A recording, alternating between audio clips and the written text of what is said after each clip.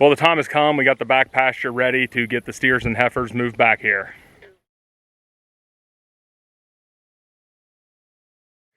So we came over, we knew we had a couple spots we needed to fix and put up some new wire, but once we started looking at it, everything looked pretty bad. So we went ahead and just replaced everything since we had plenty of wire on hand. Redid part of the water gap. Had to do a lot of weed eating around where the post was going to go. It's taken us probably about 6 hours over here today. It's been pretty hot, but we'll be able to get the steers back here, and they'll have a lot more grazing under shade, which is nice. So we just checked the weather app. It's 85 today, real feel 93. All the steers are up here off the feeding floor, and the loafing shed just hanging out. It's pretty warm, it's hot.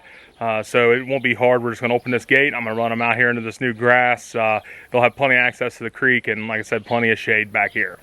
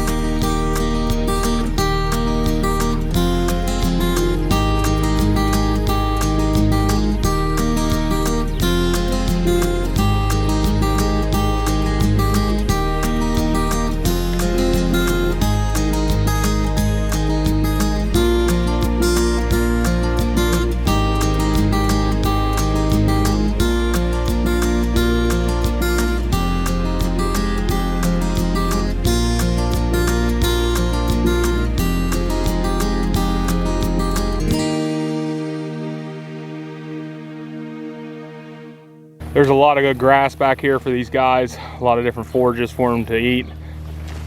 Be nice to have a lot more shade access also. So the cows have been in this back pasture for 3 days. This is that same spot, a clover here that they were just grazing in as soon as we turned them back here. You can see they really hit it hard here, clipped off a bunch of it. They're still down here working in this area right now.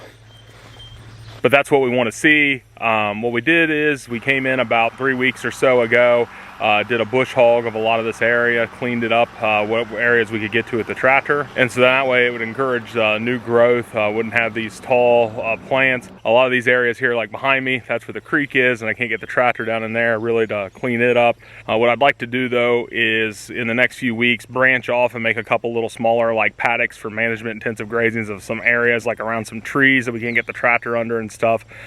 Basically pin them up in there for a day or so, let them really clean that area up, and then be able to turn them back loose into this whole back pasture so they can have plenty of access to water and shade throughout the week when they're a little bit more free roam on their own. So we knew we needed to update our electric fence wire back here, and instead of going with the Gallagher turbo wire, we ended up getting something different, the Gallagher turbo braid. And this turbo braid, you can see there compared to my hand, is about double the size of the turbo wire that we were using.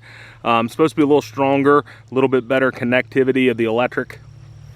And we decided to give this turbo braid a try because it was a little bit heavier duty, and we wanted it to be able to withstand these steers because they'll still rub up against it because they're pretty hairy animals. And with this solar charger that we use here for our fence, it's not really like a super strong electric charge going through the line. But with this turbo braid, it's a little bit stronger.